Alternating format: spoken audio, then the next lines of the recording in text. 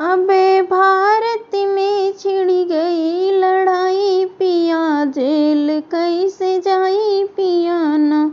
अब भारत में छिड़ गई लड़ाई पिया, जेल कैसे जाई पिया ना।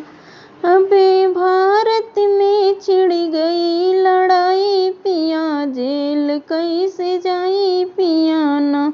चावल दाल की दुकान बंद किया सरकार, चावल दाल की दुकान बंद किया सरकार।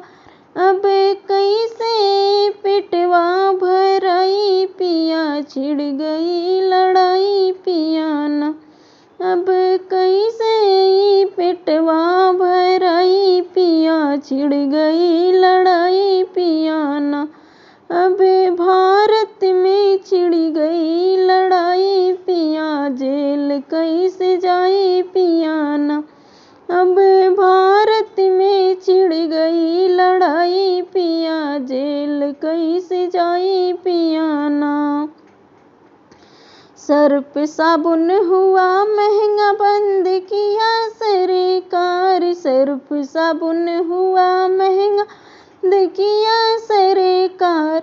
अब कैसे होई कपड़ा के धुलाई पिया, छिल गई लड़ाई पिया ना।